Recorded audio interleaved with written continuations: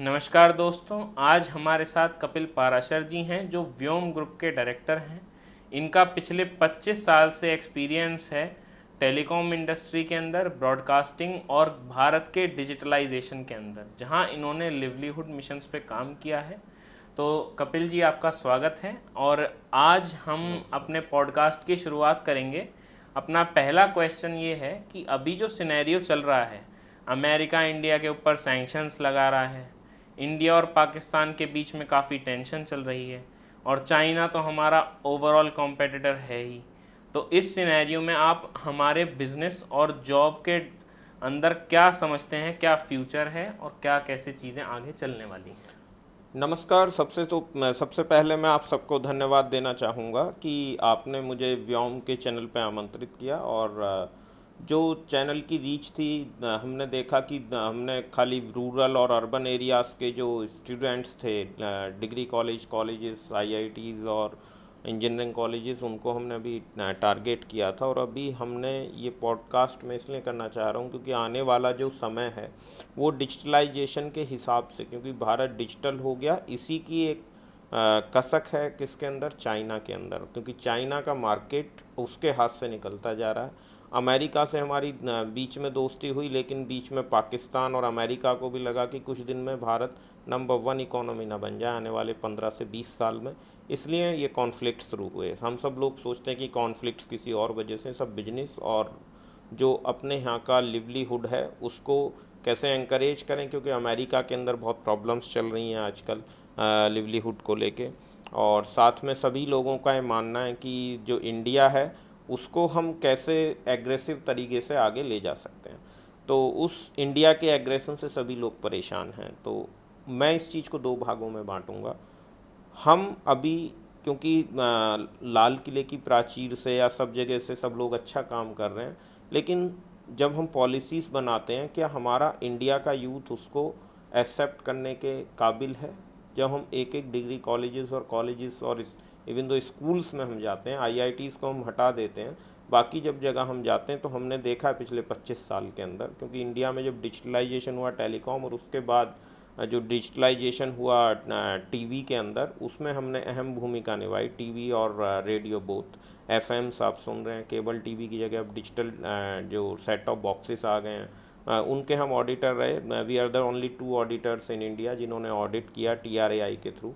तो उस टाइम भी हमने डिजिटलाइजेशन के लिए सर्वे और ऑडिट किया था पैन इंडिया में, एमएसओ इंडस्ट्रीज़ का।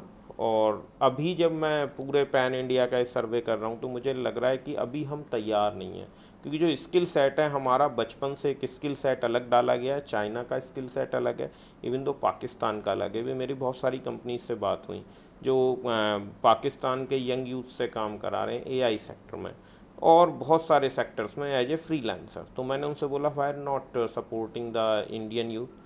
तो उन्होंने बोला कि नहीं सर, वहाँ सस्ते में भी मिल जाता है और सेम काम हो जाता है। हालांकि अब उनके अंदर जब मैंने बात की तो बहुत सारी जो छोटी छोटी स्टार्टअप्स थे उनको खाली मैंने कि इसको पैसे से नहीं तोलना है, आपको इंडियन यूथ पे फोकस करना है। तो सेम हमें करना है कि स्किल गैप ना हो, क्योंकि हम अभी स्किल को एक्सेप्ट नहीं करना चाह रहे। स्किल किस टाइप की स्किल हो, सबसे बड़ी चीज़ है कि यूथ को ये नहीं पता है कि उसको किस साइड में जाना है। और सबसे बड़ा गैप हमारा रूरल यूथ के और जो हमारा यंगर यूथ है अर्बन एरियाज़ का, खासकर मेट्रो सिटीज़ का, उसके बीच में एक बहुत बड़ा गैप हो गया। कॉलेजेस के अंदर गैप हो गया, स्कूल्स के अंदर गैप हो गया। हम पारंपरिक शिक्षा को ही हम आगे बढ़ा रहे हैं, लोकल फॉर वोकल पे काम कर रहे हैं। लेकिन लोकल और वोकल भी तभी बढ़ेगा जब हम उसको डिजिटलाइजेशन की के रो में हम मोड़ेंगे। तो इसके लिए हमने इसको ईडीपी, जो व्योम ने स्टार्ट किया, एमडीपी। ईडीपी मतलब एंटरप्रेन्योरशिप डेवलपमेंट प्रोग्राम। आप बोलेंगे इसकी क्या ज़रूरत है, जिसको लिवलीहुड पे जाना है वो तो लिवलीहुड के बारे में सोचे नहीं। जब तक ईडीपी की नॉलेज नहीं होगी तब तक आप डिजिटलाइजेशन की तरफ नहीं जाएंगे। साथ ही साथ जब हम कहते हैं कि भारत का वैश्वीकरण करना है तो आपको जैम पे रजिस्ट्रेशन है। अभी वही एक बच्चा जो खाली जूट बैग्स बना रहा है, कुछ फूड इंडस्ट्री के प्रोडक्ट्स बना रहा है, वो खाली गांव में बेच रहा है और उसको मार्केट नहीं मिल रहा है। अभी उसने जैम पे रजिस्ट्रेशन कर लिया, अमेजोन पे कर लिया, फ्लिपकार्ट पे कर लिया। हमारे हज़ारों ऐसे बच्चे जिन्होंने रजिस्ट्रेशन किया और अब वो लाभान्वित हैं। बहुत सारे ऐसी गवर्नमेंट स्कीम्स हैं हर स्टेट की जिससे वो लाभान्वित हो रहे हैं। स्टार्टअप स्कीम्स गवर्नमेंट ने निकाली, लेकिन ये सब कागज़ों पर रह जाती हैं, क्योंकि हम मेरा अपना मानना है, मैं गवर्नमेंट को मैंने रिटन में भी दिया है कि जो बच्चा ईडीपी ना करे उसको हम एज एन स्टार्टअप रिकमेंड ना करें, क्योंकि जब तक एंटरप्रेन्योरशिप डेवलपमेंट प्रोग्राम वो नहीं करेगा, ना तो वो पॉलिसीज़ को जान पाएगा, ना वो मार्केट एक्सेस कैसे करना है इसको जान पाएगा। और यदि स्टार्टअप नहीं चलता है दोनों केसेस में, क्योंकि 80% से ज़्यादा स्टार्टअप फेलियर हो जाते, तो उसके बाद उसकी करियर की अपॉर्चुनिटीज़ क्या हैं। और सबसे बड़ी बात है लिवलीहुड। तो लिवलीहुड पे क्या हो जाएगा, हम लोग खाली सरकारी स्कीम्स पे निर्भर रह जाएंगे। उससे हमें आगे जाना है तो हमें डिजिटलाइजेशन की तरफ आगे बढ़ना पड़ेगा, और स्किल डेवलपमेंट हमको स्कूल लेवल पे करना होगा। 6 क्लास से ऊपर हमको हर बच्चे को ईडीपी, एंटरप्रेन्योरशिप डेवलपमेंट प्रोग्राम, और जितना हमारा यंग यूथ कॉलेजेस में जा रहा है उसको एमडीपी, मैनेजमेंट डेवलप प्रोग्राम, उसको कराना होगा। उसको बताना होगा कि लिवलीहुड मिशन क्या है भारत का, कितनी योजनाएं हैं भारत सरकार की, और उसको कैसे लाभान्वित किया जा सकता है। हर बच्चे के अंदर एक स्किल है, उसको हम 6 क्लास से देख सकते हैं। A4 एप्पल हम पढ़ाते हैं तो वो टाइम निकल चुका। अब हमको A4 AI पढ़ाना पड़ेगा, B4 बिग डेटा पढ़ाना पड़ेगा, C4 ऐसे ही A4 AI, B4 big data analytics, D4 data, C4 currency. ये सी चीज़ें हमको उन्हें पढ़ानी पड़ेंगी। 6 क्लास से हमें पता होना चाहिए बच्चे को कि AI क्या होता है। 7th क्लास तक हमें उसको ChatGPT यूज़ करना आना चाहिए। 8th 9th तक AI और छोटे छोटे प्रोजेक्ट्स आने चाहिए, तभी हम इंडिया को आगे ले जाएंगे। वरना होगा क्या कि कुछ मेट्रो सिटीज़ के और कुछ सेलेक्टेड IITs के ही बच्चे आगे निकलेंगे, और जो लिवलीहुड मिशन है हमारा वो पीछे रह जाएगा। तो हम लोगों ने जब शुरुआत की थी तो केबल टीवी इंडस्ट्रीज़ के अंदर डिजिटलाइजेशन नहीं था। सब लोग बिना सेट टॉप बॉक्स के देखते थे। तो उन दिनों जब सेट टॉप बॉक्स आए तो TRAI ने बेसिल को दिया, और बेसिल ने हम 2 लोगों का नाम अपॉइंट किया, मैं खुद, कपिल पराशर, और साथ में BP श्रीवास्तव जी, जो AI ऑल इंडिया रेडियो के बहुत माननीय इंजीनियर, सीनियर इंजीनियर उस ज़माने के थे जब देश आज़ाद हुआ था।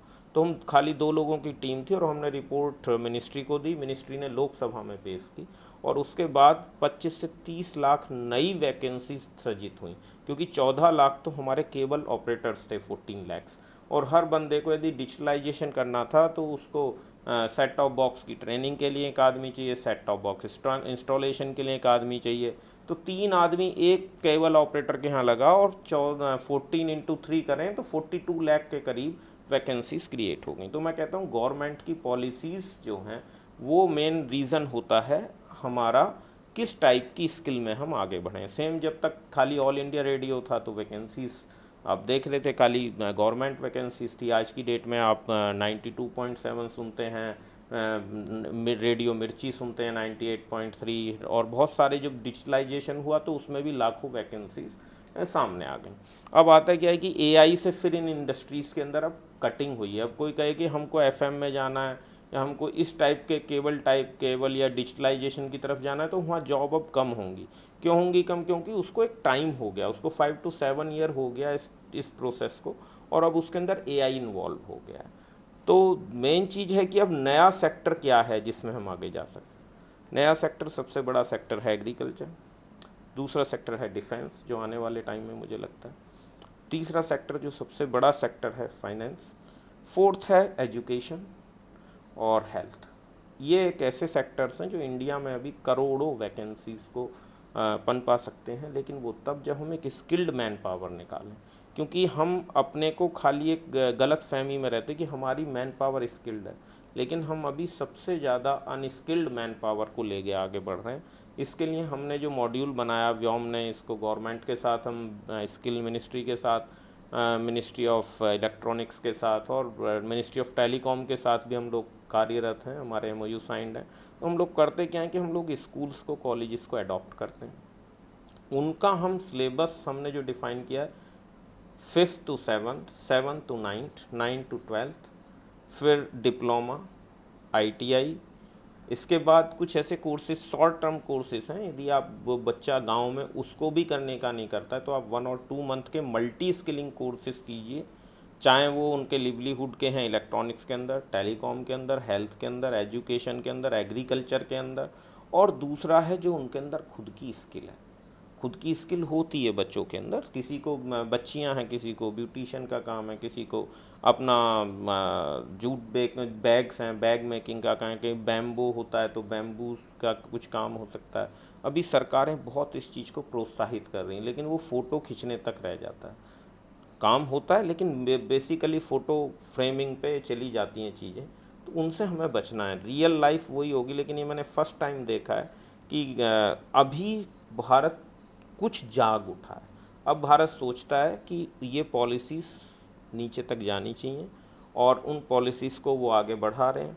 और ये जो हमने स्कूल और कॉलेजेस की बात की अडॉप्ट करने की, अब गवर्नमेंट ने भी शुरू किया, अभी समृद्ध विलेज प्रोग्राम टेलीकॉम मिनिस्ट्री ने शुरू किया है, और भी बहुत सारे ऐसे प्रोग्राम्स हैं जो शुरू होने जा रहे हैं। तो मेरा बच्चों से कहना होगा कि जो व्योम का तो है ही, साथ में एक सिद्ध पोर्टल है स्किल मिनिस्ट्री का, SIDH सिद्ध पोर्टल, आप उससे भी स्किल ले सकते हैं। और जो हमारा 25 साल का एक्सपीरियंस रहा है एज अ मेंटोर और व्योम का पूरी टीम का, अभी तक 25 लाख से 50 लाख वैकेंसीज कैसे क्रिएट हुई और उसमें कैसे सेलेक्ट होना है, उस स्किल गैप को कैसे फिल किया है, ये हमने पिछले 25 साल में इसी चीज़ में हमारी टीम एक्सपर्ट है। तो आप व्योम पे भी जा सकते हैं, व्योम की वेबसाइट पे जा सकते हैं, टेक्नोचैम्प की वेबसाइट पे जा सकते हैं, लाइफ टेक एलिवेशन की वेबसाइट पे जा सकते हैं। ये कुछ ऐसी वेबसाइट्स हैं जो आपको बताएगी कि इंडिया के इस गैप को कैसे फिल करना है, आपके लिए कौन सी स्किल है, क्योंकि हर बच्चे के लिए एक अलग स्किल चाहिए होती है, एक कॉमन स्किल सेट पे हम काम नहीं कर सकते। जी, तो ये आपने बहुत अच्छा हमें बताया कि किस तरीके से इंडिया आगे जा रहा है। मेरा दूसरा सवाल आपसे ये रहेगा कि आपको क्या लगता है कि कौन सी क्लास से हमें स्किल्स सिखाना बच्चों को शुरू कर देना चाहिए, ताकि हमारा आगे आने वाला इंडिया का जो यूथ है वो अपग्रेड हो सके? देखिए, अभी जो नई एजुकेशन पॉलिसी बनी है CBSE की और अदर बोर्ड्स की, तो उसमें तो इन्होंने 5th क्लास से ही इंट्रोड्यूस कर दिया है स्किल सेट। लेकिन अभी जब मैं सर्वे करता हूँ पैन इंडिया में, तो 80% बच्चे ना तो अवेयर हैं, ना उनको भी कोई स्किल सेट मिल रही है। तो शायद अभी स्कूल्स भी केवल कागजी खाना पूर्ति करते हैं, और जो ऐप्स हैं उसके अंदर खाली गवर्नमेंट को एक रिपोर्ट बना के भेज देते हैं। लेकिन इसके अंदर सही से मॉनिटरिंग होना चाहिए, और खाली स्किल के सेक्टर में ही लाखों की तादाद में वैकेंसीज क्रिएट हो सकती हैं एज ए मेंटोर, क्योंकि इतना सारा बच्चा है, लाखों से ज़्यादा बच्चा 10th का है, 12th का है। मैं तो नहीं कहता 5th क्लास और 6th क्लास को आप हटा भी दें, तो 10th और 12th के ही बच्चे लाखों से ज़्यादा में हैं, सारे बोर्ड्स को मिला लें। तो उनको यदि मॉनिटरिंग करना है तो हमें कम से कम लाखों की संख्या में मेंटोर्स चाहिएंगे। और मेंटोर्स को हम पे करते हैं, साथ में गवर्नमेंट भी पे करती है जो उसके सेक्टर स्किल्स हैं उसके हिसाब से। तो खाली स्किल इंडस्ट्रीज़ में लाखों वैकेंसीज अभी क्रिएट होने वाली हैं और हो भी रही हैं। साथ में जो नेक्स्ट है हेल्थ है, एग्री टेक है और फिनटेक है, जो आने वाली चीज़ें हैं। लोग बाग कहते हैं कि नहीं, जो हमारी पुरानी परंपरागत व्यवसाय थे उसी पे जाना है हमें, तो जाइए, लेकिन आप बिगर टेक्नोलॉजी का यूज़ करके आगे नहीं बढ़ सकते हैं। तो आपको डिजिटल मार्केटिंग का फील्ड है। आज की डेट में यूथ जो सबसे ज़्यादा अपना समय बर्बाद कर रहा है वो सोशल मीडिया पे कर रहा है। इंडिया की सबसे बड़ी प्रॉब्लम होने जा रही है, और सेम चीज़ अमेरिका में है। तो यूथ की जो है प्रॉब्लम है, क्यों ना वो स्किल करे। यदि वो 2 घंटे रील्स देखता है तो क्यों ना 2 घंटे की एक स्किल सेट कर ले। यदि वो रील्स देख के खाली दूसरों को पैसा कमा रहा है, तो क्यों ना वो डिजिटल मार्केटिंग का कोर्स करके इन्हीं रील से, इन्हीं सोशल मीडिया से कुछ पैसा कमा ले। तो इसको मैं 5th क्लास से डालूंगा बच्चों के अंदर। लेकिन हर बच्चे का एक गवर्नमेंट ने बनाया कि उसको एक नंबर्स में मिल रहे हैं, उसका एक प्रोसीजर है, लेकिन अभी वो प्रॉपर लेवल पे नहीं है। वो हमें स्कूल्स की 1-to-1 मॉनिटरिंग करनी पड़ेगी स्कूल्स की, क्योंकि स्कूल्स को इसमें प्रॉब्लम है। स्कूल्स को लगता है कि यार जो पहले चल रहा था, बेसिकली सरकारी स्कूलों में खासकर, या जो स्वयं मान्यता प्राप्त कर लेते हैं मैनेजमेंट के, जो गांव के अंदर और Tier 2 सिटीज़ में हैं स्कूल्स, वो इसको नहीं चाहते। वो चाहते हैं जो परंपरागत चल रहा है वो ऐसे ही चलता रहे। तो ये हमारा मानना है। तो आपने ये बहुत अच्छा बताया कि आज जो यूथ जो है आज का, वो अपना आधे से ज़्यादा समय अपनी रील्स, इंस्टाग्राम या सोशल मीडिया प्लेटफॉर्म्स पर वेस्ट करता है, और उसकी जगह वो अगर अपनी स्किल्स को एनहेंस करे तो शायद आज हमारा यूथ काफ़ी अच्छा हो सकता है। तो आप हमें ये बताइए कि कौन सी ऐसी स्किल्स हैं जो स्टूडेंट्स या यूथ जो आप कह रहे हैं वो सीख सकता है और उससे वो पैसे कमा सकता है एट द टाइम जितना वो अपना वेस्ट सोशल मीडिया पर करता है। बहुत अच्छा सवाल है। इसमें सबसे पहले तो हम कहेंगे डिजिटल मार्केटिंग, क्योंकि जो हम चाहे हम विलेज लेवल पे कर रहे हैं। अभी यूपी गवर्नमेंट ने निकाला है one district one product, ODOP के नाम से। अभी इन उनकी बहुत सारी पॉलिसीज़ चलती हैं, यूपी गवर्नमेंट की, सेम दिल्ली गवर्नमेंट की, साउथ में चल रही है, हरियाणा राजस्थान सब जगह, और पैन इंडिया में गवर्नमेंट की भी चल रही है, लिवलीहुड मिशन की बहुत सारी जो योजनाएं इनकी चलती हैं। लेकिन मेन रीज़न वही है कि बच्चे उस चीज़ को अडॉप्ट करने के अभी अवेलेबल ही नहीं होते हैं। तो वो क्या करते हैं कि हमारे पास योजनाओं को क्रियान्वयन के लिए बच्चे नहीं मिल पाते हैं। अभी आप इंक्यूबेशन सेल्स इतने चल गए, अभी मैं इंक्यूबेशन सेंटर्स में इंडिया में विजिट किया। इंक्यूबेशन में जो ग्रेजुएट होना चाहिए स्टार्टअप, वो ग्रेजुएट ही नहीं हो पाता है, इवन दो उसका फेलियर रेट ज़्यादा है। क्यों? क्योंकि हमने उनको स्किल सेट नहीं दिया, बस खाली उनके आइडिया को प्रमोट किया है। तो इसमें हमें एक इंटीग्रेटेड वे में काम करना पड़ेगा, जिसको एकेडेमिया, कॉरपोरेट और मिनिस्ट्री, जो अभी गवर्नमेंट ने लागू भी किया है, भारत सरकार ने, कि जितनी एकेडेमिया है, कॉरपोरेट है और सरकार की मिनिस्ट्रीज़ हैं, तीनों का एक कॉम्बिनेशन बनाया। लेकिन इसमें अभी स्कूल लेवल पे जाना पड़ेगा, कॉलेज लेवल पे बहुत ज़्यादा ध्यान देना होगा, और स्कूल लेवल पे हमें इंट्रोड्यूस करनी होंगी चीज़ें जो की हैं। लेकिन उसको क्रियान्वयन कैसे करेंगे Tier 2 सिटीज़ में और रूरल में, it's a very tough job. क्योंकि मेट्रो सिटीज़ में क्या है कि बच्चा खुद नहीं करेगा तो प्राइवेट कॉलेज इससे कर लेगा, चीज़ें अवेलेबल हैं, पर विलेज लेवल पे और Tier 2 सिटी में नहीं है।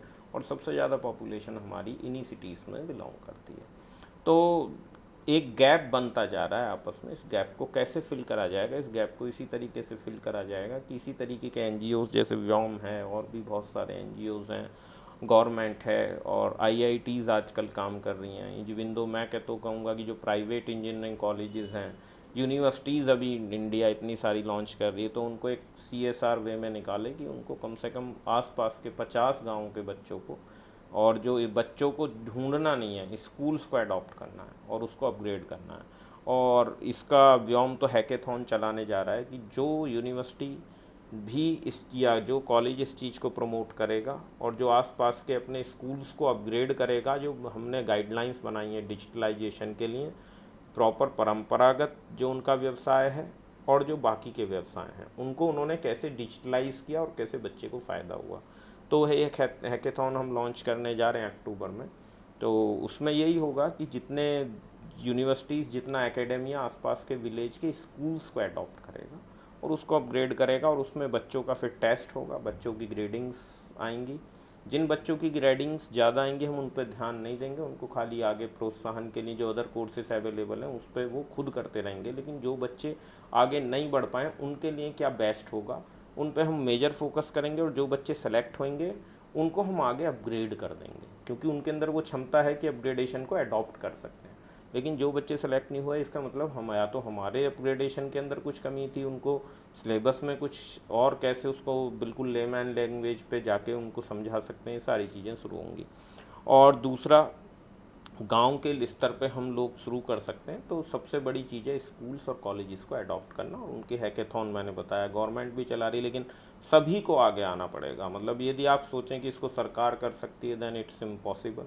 इसमें एकेडेमिया को आगे बनाना पड़ेगा। हाँ, सरकार भारत का, जैसे आपको पता है, इंडिया को जब तक रूल्स में ना बांधा जाए, हम ऐसे इंडियंस हैं, तब तक हम काम ही नहीं करना चाहते।